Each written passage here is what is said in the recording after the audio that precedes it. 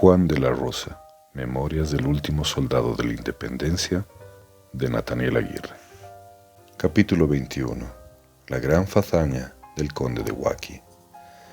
No había concluido aún la matanza de los patriotas en el cerro de San Sebastián, cuando la ciudad comenzó a sufrir todos los horrores que concebirse pueden de la guerra más salvaje y despiadada. Los vencedores eran dueños de las personas y de los bienes de los insurgentes, según les había dicho más de una vez el gran pacificador conde de Huaqui. Desbandados, sin jefes ni oficiales que los contuviesen, o viendo a estos mismos darles el ejemplo de la licencia y el crimen, mataban sin distinción a hombres, mujeres y niños en las calles, perseguían a los fugitivos al toque de degüello, excitándose los unos a los otros con gritos de algazara. Como en una cacería de lobos, derribaban las puertas de las tiendas y las casas, hacían su botín, se enardecían todavía con el licor, se entregaban a su antojo a los excesos más brutales de que es capaz el hombre, convertido en tales casos en un monstruo más detestable que las fieras.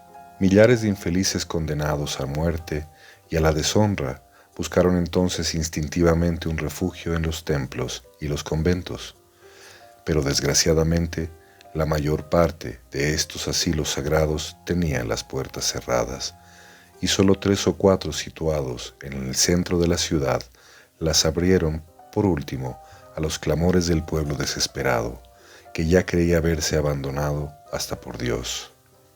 Mi maestro fue el primero en recordar al cura de la matriz el deber que les imponía la humanidad y su sagrado ministerio. «Nuestro puesto está en el umbral del templo, señor cura», le dijo. «De allí extenderemos una mano protectora a nuestros hermanos, y allí nos matarán los despiadados vencedores. Sígame vuestra merced. Esto vale más que impedir que las pobres mujeres se lleven la imagen de Nuestra Señora para implorar su protección en el campo de batalla». Y bajó a saltos las escaleras, siguiéndole el cura, no de muy buena gana, y todos los demás en profundo silencio.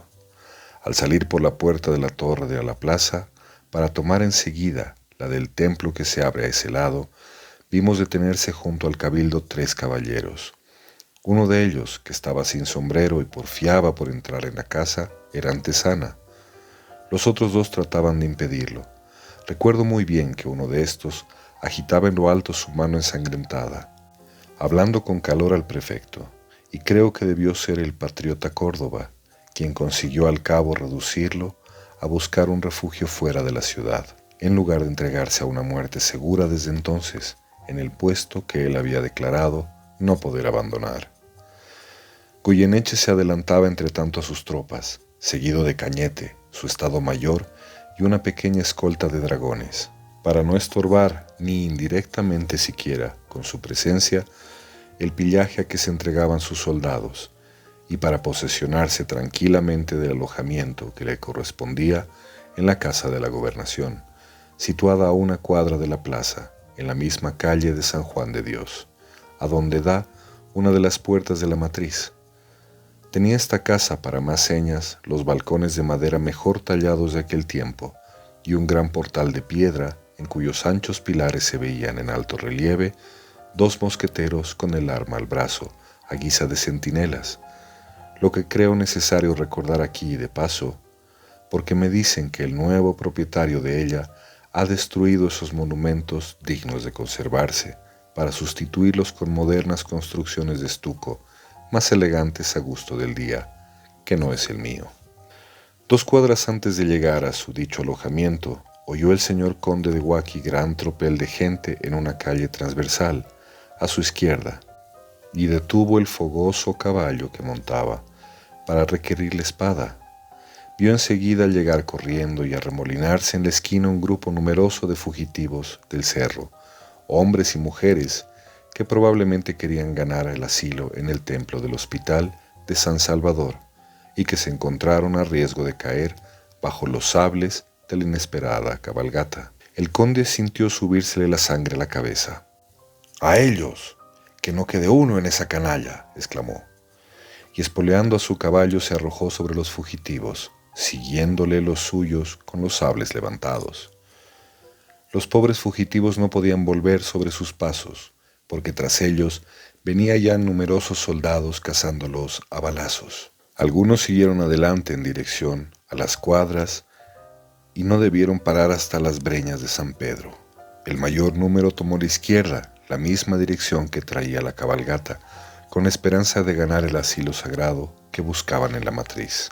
Pero era preciso tener la ligereza del gamo para huir de aquel modo delante del temible conde y los suyos. El vencedor de Huaki, de Amiraya y San Sebastián tuvo la satisfacción de acuchillar por su propia mano a casi todos aquellos infelices. Heríalos de filo y de punta, al correr ellos despavoridos o arrastrándose de rodillas a los pies de su caballo. Cortaba atajos y hacía volar por los aires las manos que indistintamente se levantaban para parar los golpes de su tizona. Su corcel destrozaba con sus cerrados cascos los cuerpos palpitantes. Su escolta concluía enseguida fácilmente aquella obra de exterminio. Los gritos de estas víctimas eran tales que sobrepasaron a todos los clamores que resonaban en otras partes de la ciudad, invadidas ya por los vencedores. Solo una pobre mujer, a la que el miedo había puesto alas en los pies, y 3 o 4 hombres de los más ágiles y robustos, lograron llegar a las cuadras del atrio de la matriz y precipitarse en el templo, para caer sin aliento en el suelo, perseguidos siempre por el conde enloquecido de furor. Era aquella una joven blanca y rubia. Tenía un tremendo sablazo en la cabeza, había perdido la mantilla y uno de sus zapatos en la fuga. Sus alaridos, su rostro desencajado, sus ojos que parecían saltársele de las órbitas, el temblor que agitaba todos sus miembros, habrían inspirado compasión a una pantera. Solo podréis formaros una idea de ellos cuando os diga que la desgraciada había visto morir a su padre y a su novio en el cerro, y que perseguida de ese modo por el conde de Huaki, acababa ahora de perder la razón. Muchos años después, en el año de 1825, al volver a mi país en el séquito del gran mariscal de Ayacucho, la vi huyendo siempre, ocultándose tras de las puertas de las casas. Decía que iba persiguiéndola sin descanso una furia infernal, en un caballo de fuego que le quemaba las espaldas con su aliento. Uno de los hombres que logró salvarse entonces con ella estaba negro de pólvora, cubierto enteramente de sangre. Reconocí en él, con mucha dificultad, a Alejo. Tenía muchas heridas y contusiones en todo el cuerpo, aunque ninguna mortal por fortuna. Goyeneche había conseguido herir a la mujer cuando ésta se le escapaba ya metiéndose en el atrio, pero perdió un momento enseguida al torcer de ese lado a su caballo, y para recobrarlo hundió con más rabia las espuelas en el vientre del noble animal, que le puso de un salto en la puerta del templo. Creyendo volver a alcanzar allí, con la espada a su víctima, descargó un tremendo golpe en la parte superior del póstigo, que se hallaba abierto y donde creo que puede distinguirse todavía la huella, que no han conseguido borrar las sucesivas capas de pintura en más de medio siglo. Cómo quisiera yo que se grabase allí su nombre para perpetuo recuerdo de su infamia. Los alaridos de la pobre loca, el tropel, ese golpe en la madera de la puerta, el ruido que los ferrados cascos del caballo produjeron en el pavimento del templo y que repercutieron las sagradas bóvedas, llamaron a aquella parte la atención de todas las personas que estaban reunidas en la matriz. Los sacerdotes, eran ya 5 o 6 con el cura y mi maestro, y se habían colocado en la puerta principal que da a la plaza. Se adelantaron llenos de indignación al encuentro del profanador, a quien no podían reconocer en tal momento. ¡Sacrílego! ¡Impío!, exclamaron mientras que un grito de consternación y espanto salía de todas las bocas de la multitud. Goyeneche detuvo su caballo, tembloroso, cubierto de sudor y de espuma. Se llevó maquinalmente la mano al sombrero sin sacárselo de la cabeza. Miró atontado, como si saliese de un sueño, a los sacerdotes que venían a su encuentro, a la multitud que se apiñaba al otro lado cerca del altar y al sagrario en que aparecía descubierto el Santísimo con muchos cirios alumbrados. Su vista me impresionó de tal modo que me parece tenerlo ahora mismo ante mis ojos. Era un hombre de más de mediana estatura, con escasos y lacios cabellos castaños, espaciosa y abultada frente que permitía ver el sombrero echado para atrás, grandes ojos de un gris claro y verdoso, nariz recta, carnosa, labios delgados, barba cuadrada y saliente. Vestía uniforme militar, muy empolvado, con grandes botas de montar cubiertas de sangre y lodo. Sentábase muy mal en lujosa silla de cajón a usanza limeña. El caballo que montaba era uno de los más hermosos que he visto de la raza andaluza aclimatada en el valle de Rimac, bayo rojizo, brillante como el cobre bruñido, con largas crines y bien poblada cola de un negro de azabache. El cúbora que iba por delante fue el primero en reconocerlo y retrocedió 2 pasos de espaldas, mirándolo atontado a su vez, como si se negase a dar crédito a sus ojos. Para él, que tenía sus ribetes de realista, era imposible que ese hombre a caballo en el templo fuese don José Manuel Goyeneche, el gran cristiano defensor de la iglesia, que se confesaba y comulgaba cada semana. Igual cosa pasó también a los demás sacerdotes, menos a Fray Justo, quien se abrió paso entonces y tomó la delantera. Estaba más pálido que nunca, trémulo de indignación. Sus labios se agitaban convulsivamente, sus ojos despedían llamas, moviéndose más inquietos en sus órbitas. Un silencio sepulcral reinaba ahora en el templo. Solo se oía a momentos el ruido que hacían las patas delanteras del brioso caballo, al piafar éste mascando el freno, con el cuello doblado en arco y respirando fuertemente por las humeantes fosas nasales. «¡Pícaros! ¡Miserable canalla!», murmuró el héroe de San Sebastián, y se dispuso a envainar la espada para alejarse de aquel sitio y unirse a su escolta, que no había osado pasar, como él, ni la puerta del atrio del templo. Pero desgraciadamente sus ojos descubrieron en aquel momento a López Andreu, que se había adelantado en medio de los sacerdotes, y se puso cárdeno de furor, y brillaron sus ojos como los de un tigre hambriento al encontrar una presa antes perdida, y salió de sus labios una horrible imprecación que heló la sangre en las venas de cuantos la oyeron y que jamás podían imaginarse que resonaría en aquel lugar sagrado. Ni yo me atrevo a poner aquí en la cándida página donde voy consignando fielmente mis recuerdos. «¡Al fin!», gritó después levantando la espada y hostigando al caballo con la espuela. «Miserable, indigno, desnaturalizado americano», le contestó mi maestro con voz vibrante, y se interpuso resueltamente, sujetando con mano vigorosa las riendas del caballo. Este retrocedió algunos pasos, aunque el jinete desgarraba su vientre con su espuela.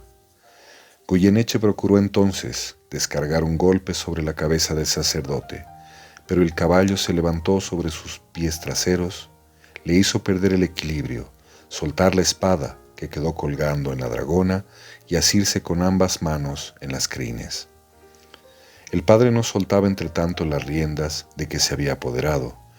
Le vimos colgado de ellas, presenciamos atónitos aquella lucha, que terminó al cabo de un modo desastroso para él, porque el caballo concluyó por derribarlo y pisarlo en el suelo, revolviéndose después enloquecido para arrebatar de allí a su jinete abrazado a su cuello, impotente, ya para darle ninguna dirección. Un grito de horror y de consternación general resonó en el templo. Yo corrí, atropellando cuanto se encontraba a paso para auxiliar a mi maestro. Me senté en el suelo, levanté sobre mis rodillas su venerable cabeza. Alejo rugía a mi lado como una fiera. Los sacerdotes hicieron círculo y se inclinaban con ansiedad. La multitud se agolpó de todas partes, dando gritos de dolor. Fray Justo parecía tranquilamente dormido. Una mujer trajo como por encanto un jarro de agua, con que le roció 2 o 3 veces la cara, teniendo ella inundada de lágrimas la suya. El padre abrió entonces los nos miró, una sonrisa plácida se dibujó en sus labios y dijo: No es nada, hijos míos. Su rostro se contrajo enseguida con el dolor que sentía al pronunciar estas palabras. El infame, oh Dios mío, murmuró volviendo a desmayarse, y brotó de su boca sanguinolenta espuma. El cura se arrodilló a mi lado, le volvió a rociar el rostro con el agua del jarro que arrebató de las manos de la mujer, le tomó el pulso, enjugó su boca con un pañuelo y exclamó muy conmovido: «Se está muriendo». Era realmente el justo, el hombre del Señor. Es preciso salvarle. Llevémosle a otro sitio donde será posible prodigarle los auxilios que reclama su estado. Yo lo llevaré en mis brazos, señor cura, sollozó el pobre Alejo. Lo levantó enseguida fácilmente del suelo, con la delicadeza y cuidado que pondría una madre para acostar a su niño dormido en su cuna. Incapaz de separarme yo de su lado ni un solo instante, sostuve por mi parte su cabeza con mis manos. «Adelante, a un lado todos», continuó el cerrajero, encaminándose a la puerta que daba a la plaza. «¿A dónde vas, desventurado?», le preguntó el cura. «Al convento, tata», repuso Alejo tranquilamente. Era lo mejor sin duda, pero no podría hacerse sin peligro de morir tal vez en el camino. En aquellos momentos, los soldados de Goyeneche estaban ya desbandados por toda la ciudad. Oíanse gritos, tiros de fusil en la misma plaza que debíamos cruzar en toda su extensión. «Nada importa», contestó Alejo a estas observaciones que le hacían diferentes personas. «No hay chapetón, ni indio cusqueño tan endemoniado como Goyeneche. Todos respetarán al padre y a mí porque le llevo en mis brazos. Adelante, muchacho», continuó. «Si nos matan, habremos muerto todos juntos este día». Nadie osó acompañarnos. Al salir del templo, vi a un lado de la puerta, sobre un escaño, al pobre don Miguel López Andreu, acometido de un acceso de sus tercianas. Muchas personas compasivas lo rodeaban prestándole los auxilios que podían encontrarse en aquel lugar. «¿No hay ya rayos en el cielo para el impío que profanó tu templo, Dios eterno?», exclamaba el fiscal de la audiencia de Charcas, mientras castañeteaban sus dientes con las convulsiones de la fiebre. Partidas de soldados, guiadas algunos por indignos españoles, corrían en todas direcciones para saquear las casas de los criollos más acomodados. Vi en la calle de Santo Domingo a un ayudante de Goyeneche, el feroz Zubiaga, defendiendo para sí solo la casa de uno de los miembros de la Junta Provisional, el patriota Arriaga. Esto mismo hacían, con el mayor descaro, otros jefes prestigiosos, que lograban imponer respeto a la soldadesca desbordada. A ninguno se le ocurrió proteger desinteresadamente la vida o la propiedad de ningún insurgente o habitante pacífico de la rebelde Oropesa. Alejo apretaba el paso y yo le seguía con dificultad, sosteniendo la cabeza de mi maestro. Cuando al llegar a media plaza, cerca de la fuente pública de Carlos III, oí desgarradores gritos de mujer en la esquina del barrio fuerte. Una joven, que apenas conservaba una parte de su basquiña negra, sin mantilla, desgarrada el jubón y la camisa, desnudos los hombros, sueltos los cabellos, luchaba allí con dos soldados desarmados, que debieron haber abandonado sus fusiles para entregarse más desembarazadamente al pillaje. La desesperación daba a la cuitada fuerzas increíbles contra sus adversarios. Sus desnudos brazos conseguían apartarlos a uno y otro lado. Sus uñas desgarraban aquellas caras feroces, repugnantes y bestiales. Los miserables se las tapaban entonces con las manos, temiendo que les arrancaran los ojos. Aquella león era Clara, la pobre palomita. Figuraos mi asombro y mi dolor al reconocerla. Qué hermosa estaba, así, Dios mío. «Adelante, ya llegamos», decía Alejo, sin dejar de apretar el paso en dirección a la puerta del convento, que estaba entreabierta y en cuyo umbral se veía de pie al padre patriota con un santo Cristo en la mano. Yo dejé ir adelante a mi compañero con su preciosa carga y corrí como un loco a defender a la joven. Esta había conseguido escaparse de los dos miserables, pero era indudable que ellos volverían a alcanzarla. Vi entonces uno de esos rasgos sublimes del heroísmo de que es capaz la mujer en esos instantes supremos. Para defender su pureza, la joven recogió del suelo el taco de un fusil que allí ardía, sacó de su seno una granada, encendió la mecha y volvió la cara a sus perseguidores, y cuando éstos iban a cogerla entre sus brazos, una espantosa detonación separó los tres cuerpos, que cayeron lejos uno de otro, de espaldas, dejando una nube de humo blanquecino en el lugar en que se habían unido. Al precipitarme sobre el cuerpo despedazado de Clara, encontré ya a su lado al padre patriota que había llegado antes que yo. «Que Dios la reciba en su seno, qué horror», exclamó el buen religioso. Yo caí desvanecido. El padre, según supe después, me condujo en sus brazos hasta la celda de mi maestro. Volvió con otros 2 religiosos a buscar el cadáver de Clara, que fue depositado en un féretro en la iglesia para recibir allí mismo sepultura sagrada. Cuando recobré el conocimiento, me encontré extendido en el escaño. Alejo, arrodillado en el suelo, me hacía aspirar vinagre de una botella. Me incorporé y vi al guardián fray Eustaquio Escalera, venerable anciano octogenario que había reconstruido el templo y procurado restablecer en vano la disciplina del convento. Sentado en la cabecera del lecho de mi maestro, con la cabeza inclinada, para oír no sé si la confesión o algún encargo del enfermo. «Está bien», le dijo en voz alta, «puedes descansar tranquilo, hijo mío». Aquel día Alejo y yo permanecimos en el convento, auxiliando con los religiosos a mi maestro. El cerrajero quiso cavar, también con sus propias manos, el sepulcro de la pobre Clara. No permitía que nadie le hablase de la necesidad de curar sus heridas. «Esto es muy poco», decía.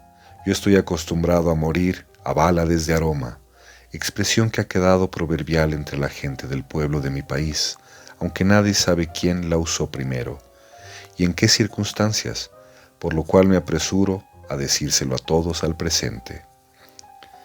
La ciudad seguía entre tanto sufriendo todos los horrores imaginables de la guerra. Como he dicho, y lo repito otra vez, porque no encuentro más palabra con que describirlos. Al cerrar la noche, los barrios céntricos de la ciudad quedaron un tanto tranquilos. El mismo Goyeneche se había visto obligado a contener a sus soldados, porque comenzaron a incendiar la ciudad por el barrio en que él tenía su alojamiento. La matanza, el saqueo, todos los crímenes que no se pueden ni nombrar, continuaban todavía y continuaron por 3 días en los suburbios. El padre Escalera había escrito un papel por encargo de mi maestro. Me lo entregó cuidadosamente sellado y me dijo: «Es preciso que vayas a dárselo ahora mismo a doña Teresa. Uno de los hermanos te acompañará hasta su casa». Yo quise despedirme de mi maestro, pero el guardián no me lo consintió. «Dejémosle en completa quietud. No debe hablar ni moverse. Vete, hijo mío. Volverás otro día», me dijo, acompañándome él mismo hasta la puerta, donde me esperaba el padre patriota.